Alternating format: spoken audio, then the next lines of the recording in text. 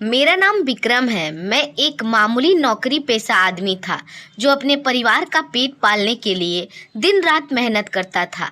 सारा दिन काम करने के बाद जब मैं घर लौटता तो मुझे अपनी पत्नी नेहा की याद बहुत सताती थी।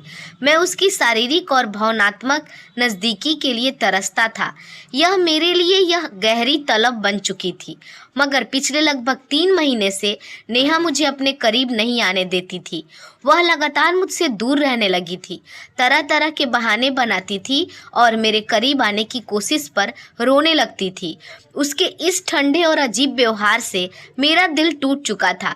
आखिरकार एक दिन मैंने हार मानकर उसे दूसरी शादी की धमकी दे दी।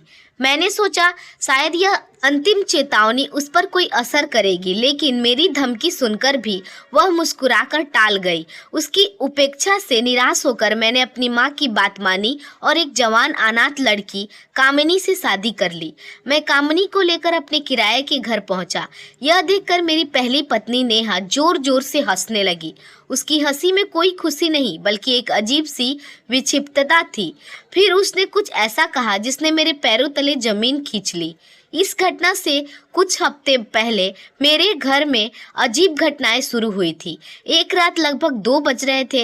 मैं गहरी नींद में था पर अचानक कमरे में हुई हलचल से मेरी आंख खुल गई। बिस्तर पर नेहा नहीं थी। मैं तुरंत खड़ा हो गया, चिंतित था कि इतनी रात को वह कहाँ जा सकती है। मैं दबे पांव रसोई की तरफ बढ़ा जहाँ से खटपट की आवाज आ रही थी। रसोई में मैंने देखा नेहा चूल्हे के पास खड़ी होकर कुछ जला रही थी। मैंने हैरानी से पूछा, नेहा तुम यह क्या कर रही हो? मेरी आवाज सुनते ही वह घबरा गई। उसके चेहरे का रंग उड़ गया और हाथ कांपने लगे। मैं रसोई में दाखिल हुई और काउंटर पर जले हुए कागज को देखा। मैंने गुस्से से उसका हाथ पकड़ा और पूछा, क्या है तुम्हारे दिमाग में? यह सब क्या चल रहा है? उसने तेजी से हाथ छुड़ाया और मुझ पर जासूसी करने का आरोप लगाते हुए कहा कि मैं उसे चैन से नहीं रहने देता। मैं उसकी इस बदली हुई भाषा से स्तब्ध रह गया। कुछ देर पहले जो स्त्री पति की सेवा को धर्म मानती थी, वह आज मुझसे आंखें मिलाकर ऊंची आवाज में बात कर रही थी। अगली सुबह मैं काम पर जाने के लिए तैयार हो रहा था। बरामदे में कंघी करते समय मेरी नज़र शीशे के पास पड़ी। जली हुई सिगरेट के टुकड़ों पर पड़ी। मैं सिगरेट नहीं पीता था। कौन आया था घर में? मैंने टुकड़े उठाए तो नेहा तुरंत मेरे पास आई और झूठ बोला कि उसने भाई आकाश आए थे और उन्होंने ही सिगरेट पी थी। मैंने उसे टोक दिया, आकाश तो सिगरेट के धुएं से एलर्जी के कारण दूर भागता है। तुम झूठ क्यों बोल रही हो? नेहा फिर घबरा गई पर बातों को टालते हुए मुझे काम पर जाने के लिए जोर देने लगी। मेरा दिल कह रहा था कि जरूर कोई गड़बड़ है, कोई शख्स मेरे घर आ रहा है और नेहा उसे मुझसे छिपा रही है। शाम को मैं जल्दी घर लौटा क्योंकि मुझे लग रहा था कि नेहा कुछ छुपा रही है। मैंने अभी दरवाजे में चाबी लगाई ही थी कि अंदर से औरतों के चीखने की भयानक और अनजानी आवाज आने लगी। मैंने दरवाजा पीटा तो चीखें अचानक बंद हो गई। नेहा ने दरवाजा खोला और बिल्कुल सामान्य ढंग से खड़ी थी। उसने आवाज़ों से साफ इनकार कर दिया और कहा कि मुझे गलतफहमी हुई है। मैंने घर के हर कोने, छत और स्टोर रूम तक तलाश की पर कोई नहीं मिला, लेकिन मैंने चीखें सुनी थी। थककर मैं बैठ गया। नेहा मेरे लिए ठंडे पानी का ग्लास लाई।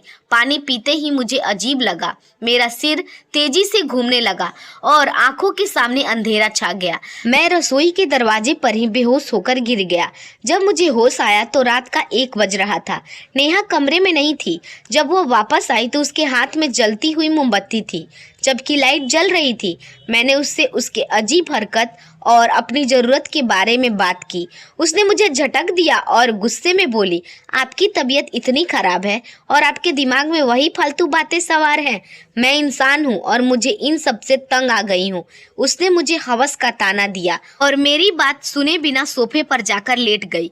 2 महीने से ज़्यादा हो चुके थे और मेरा सब्र भी अब टूट चुका था। मैंने उसे अंतिम चेतावनी दी कि मैं दूसरी शादी कर लूँगा।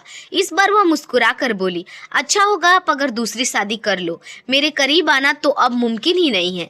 उसकी हाँ सुनते ही मेरा गुस्सा आसमान पर था। मैंने तुरंत अपनी माँ को फ़ोन किया और कामिनी से शादी के लिए हाँ कर दी।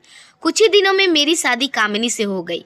मैं उसे लेकर घर आया और नेहा से कहा कि उसने जो मुझे दर्द दिया है उसी का नतीजा है कि मैंने दूसरी शादी कर ली है। मेरी बात सुनकर नेहा पहले जोर जोर से हंसी, फिर अचानक रोने लगी। वह घुटनों के बल बैठ गई और अपने बाल नोचने लगी। मैंने उसे झकझोरा और पूछा कि जब उसने खुद इस बात की इजाजत दी तो अब क्यों रो रही है। रोते रोते उसने सच्चाई उगल दी। यह सब मुझे एक तांत्रिक बाबा ने करने के लिए बोला था, औलाद की चाहत में। नेहा एक ढोंगी बाबा के जाल में फंस गई थी। बाबा ने उसे विश्वास दिलाया था कि अगर वह पति से दूर रहेगी, उसे दुखी करेगी और रात में कुछ टोटके जैसे कागज जलाना, मोमबत्तियां जलाना, ऐसा चीजें करेगी तो उसे बेटा होगा। उसने ही मेरे पानी में कुछ मिलाकर दिया था। उसने बताया कि जो चीखने की आवाजें मैंने सुनी थी वह काला जादू करने की एक प्रक्रिया थी।